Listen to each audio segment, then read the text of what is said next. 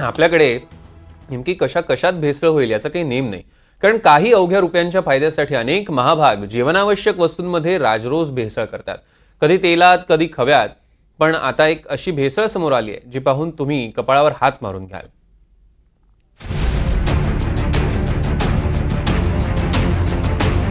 मंडळी, ही आहे लसणाची नवी प्रजाती, सिमेंट लसूण.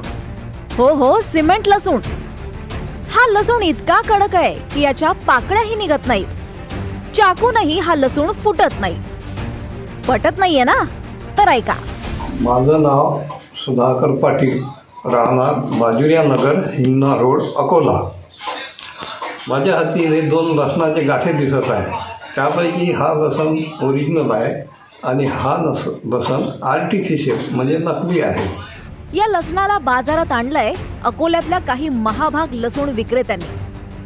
सुभाषरावांच्या घरासमोर एक फिरता विक्रेता आला आणि त्यानं त्यांच्या पत्नीला लसूण विकलं. लसूण घरात आणलं आणि त्यामध्ये या सिमेंटच्या लसणाचा शोध लागला.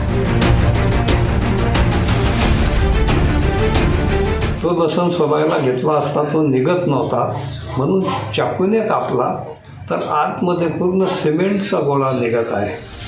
बाजार भावापेक्षा थोडा कमी दरानं लसूण मिळाला, पण त्यात 100 ग्रामचा सिमेंटचा लसूण सापडला. सध्या प्रति किलो लसणाचे दर 300 ते 350 रुपयांच्या घरात गेलेत. त्यामुळे लसणाचा काळा बाजार करणाऱ्या टोळ्या बाजारपेठेत सक्रिय झाल्या. काही किरकोळ विक्रेते त्यांच्या थोड्याफार फायद्यासाठी ग्राहकांची अशी घोर फसवणूक करत आहेत. तरी लसूण घेताना किंवा इतर कुठलंही सामान घेताना काळजीपूर्वक नीट पारखूनच घ्यावे. त्यामुळे मंडळी, लसूण घेताना प्रत्येक लसूण पारखून घ्या. उद्या तुमच्याही ताटात सिमेंटचा लसूण येणार नाही ना याची काळजी घ्या. Bureau report, NDTV Marathi, Akola.